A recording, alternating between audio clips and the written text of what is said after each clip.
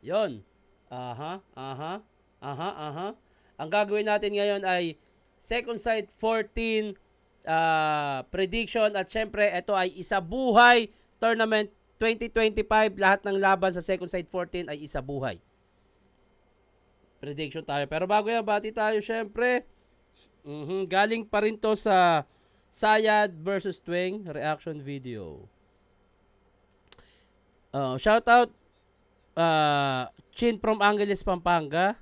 Super Shernan, pa-shoutout sa asawa ko, Cindy Chua Ibio at sa mga anak ko, Zane, Sandro at Sian alias Igmelicious from Rover Ibio ng Obando. Santulan, Malabon. Thank you po. Thank you, Sob Idol, sa reaction video. Otits Ambag by Chakra. Hindi ko nga siya magagawa. Eto na. Punta tayo dito. Eto. Ang detalye. Second sight 14. April 26, next week na yan.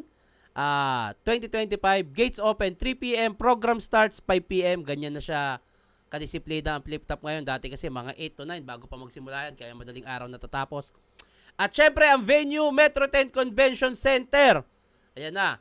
Pre-sale plus 1 beer. SBI, Super VIP 1.5. VIP 1.1. General ad 850. At ang walk-in, SBIP 2,000. BIP fee talaga kasi nga bayad 1.6, general ad 1,350. Kaya yun, magpa-reserve na kayo ngayon. Second sight 14. Yun, lapit na yan, next week na yan. Hindi ako makakanood yan kasi April 25 nasa Batangas ako hanggang 26. Kaya good luck na lang sa mga sasalang. Prediction tayo. May mga nakalagay pa ba to? Tickets details soon. Eto na, may nakalagay na. Bakit may tickets details soon pa? Mukhang hindi na ilagay ito. Nakalagay dito. Maraming salamat sa lahat ng nakasama sa Ahon 15 Day 3. Kita-kits sa April 26 Metro 10 Pasig. Unang beses gagawin All Isa Buhay 2025 battles sa isang event. Yun, no? Sa isang event lang yan, ha? Ticket details soon. Eto na. Simulan na natin to. Second sight 14 prediction. Isa buhay. Ewan ko. Second sight 14 muna tayo. Pero baka, tignan natin. Sa mga magpapalagay ng logo, message nyo lang ako. Magpapa-promote. Ayan na. Katana versus Sturdy. Tang ina, gandang laban to. Huling laban ni Sturdy. Paaganda ng pinakita niya against Saki. Pero natalo siya. Katana, laban kay Harlem. Sobrang dikit na laban na yon. Pero nanalo si Katana. Pero sa pagkakataong to, Katana versus Sturdy. Ibang klase kasi yung mga jokes ngayon ni Katana. Rising star nga tong batang to. Witty siya pagdating sa pagpili ng anggulo. Yung punto, kung paano niya hukayin. Sturdy, tangina. Katana versus Sturdy. Motos Boys. Paano ba to? Katana versus Sturdy. Medyo mahirap to, style clash to eh. Pero tingin ko parang hindi yung style clash kasi yung style naman sa motos halos pare-parehas na eh. Katana versus Sturdy. Paano ko ba siya titimbangin? Pag nagbigay ng mga witty jokes si Katana sa laban na to, yung talagang napaagandang punto kay Sturdy. Parang yung ginawa ni Katana kay sino to, yung tatanggalin yung kabite. Ganda nun. Sturdy, mga punto. Hindi, Katana ako dito. Feeling ko Katana to. Kung mas malawak na style, mas malawak na insight, Katana ako dito. Wag lang siyang pupuruhan ng mabigat ni Sturdy pagdating sa technical at may jokes din. Pagka lumawak din si Sturdy, yari siya. Pero para sa akin, kung hindi ko pa napapanood pero Katana ako dito. Base lang sa mga napanood ko nung huling battle nila. Base lang yun doon. At dito na tayo. Manta Baliw versus Ban. Putang ina. Si Happy Friend laban kay Manda Baliw. Si Manda Baliw, isa sa mga epektibong joker ngayon. Alam mo yung putang ina yung mga ginagawa ni Saito noon, mas in-upgrade ni Manda Baliw. Pero si Ban, yung huling laban niya kay Cancer, putang ina, napakagaling ng piniling anggulo. Tsaka nakakatawa rin yung delivery niya. Ako dito, ban ako, ban. Ban. May mga part, kung masisilip ni Ban kung ano kahinaan ni Manda Baliw, kuha niya to. May nakikita akong parang kahinaan ni Manda Baliw na nakita na rin ni Batang Rebelde. Kung mas masisili pa ni Ban yun, at tiwala naman ako sa husay ni Ban ako dito. Si Manda Baliw, kaibigan ko si Manda Baliw at gusto ko yung style niya, pero nakakatawa, pero isa buhay to. Kailangan pa rin kung paano yung paggamit ng tamang anggulo at nakikita ko yun kay Ban. Ban ako dito, Ban. Eto na, K-Ram versus Cancer. Si Cancer napakagaling din nung pinakita niya laban kay Ban. Kahit talo siya, pero tangina, pagdating sa MC sa Cebu o Davao ba to? Si Cancer, isa sa gusto kong MC yan. Magaling yung utak niya. Pagdating sa joke, ipagpatuloy niya yan. Mas ma-upgrade niya pa yan. Kailangan niyang, tingin ko ang kailangan gawin ni Cancer, manood ng mga battle, aralin ng buhay, maiko-connecta niya rin yan sa battle. At yun, wag siyang mag-stick sa isang bagay lang, kailangan laruin niya. Dahil ang rap battle ay isang malaking laro. Pero kay Ram, putang ina. Ang nakikita ko naman kay Ram, huling laban niya parang kay Krega ata. Tapos yung 2-on-2 nila, medyo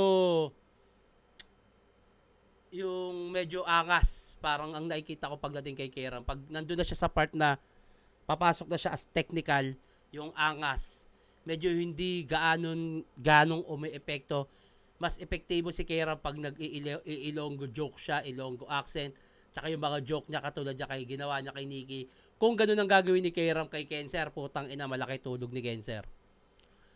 Pero kung isa buhay, puntuhan, Ram Cancer, kung experience-wise, gulang-wise, Ram malaki ang lamang. Pero Cancer, kung katulad ni Ban, makikita mo rin ang kahinaan ng kalaban mo at magagamit mo siya sa malaking punto, lalo at isa buhay to, tournament to, pwedeng makuha ni Cancer, pero Ram ako dito. Sana i-adapt ni Cancer yung sinabi ko para mas galingan niya. Sa ngayon, Ram ako dito. Katana versus 30, Katana ako. Manda Baliw versus Ban, Ram versus Cancer, Ram ako. Eto na, Sendlook versus Saki, putya. Huling laban ni Sendlook, Jonas, although talo siya, pero putang ina, grabe yung apo ni Gulayat. Pag hinawakan mo yung lapis ko, mababali yung daliri mo.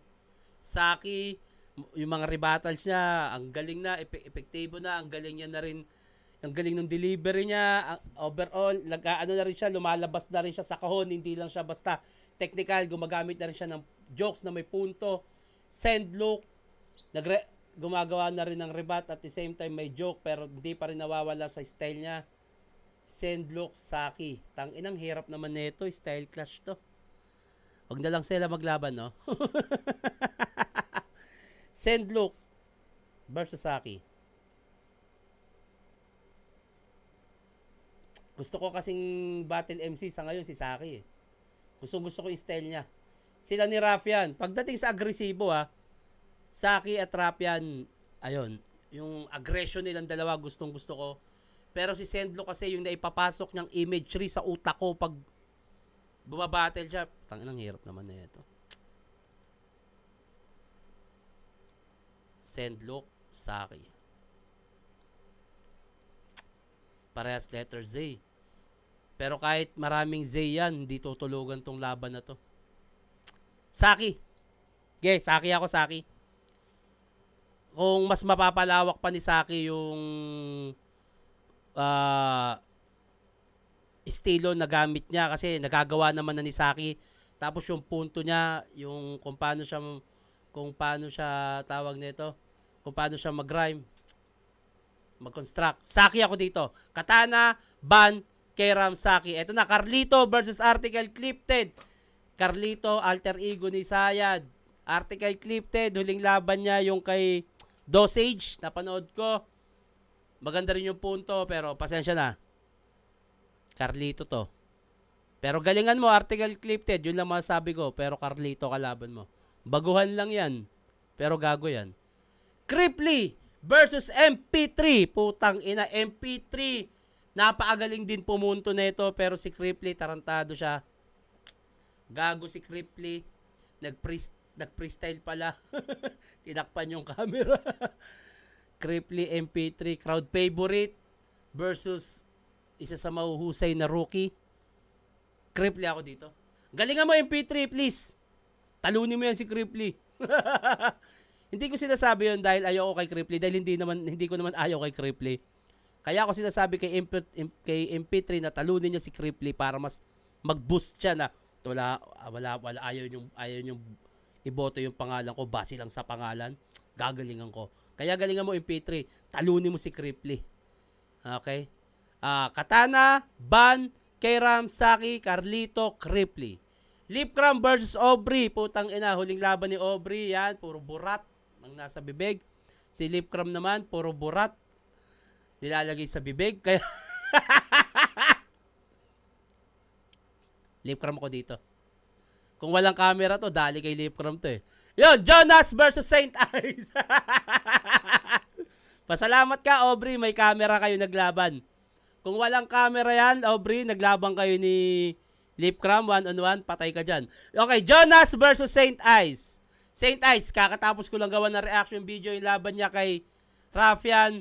Yun nga, kung mas maaabot pa ng tao yung pinupunto niya at hindi lang siya basta technical. Jonas kasi, gago, alam naman natin yan. Kung gaano kaulol yan tao na yan.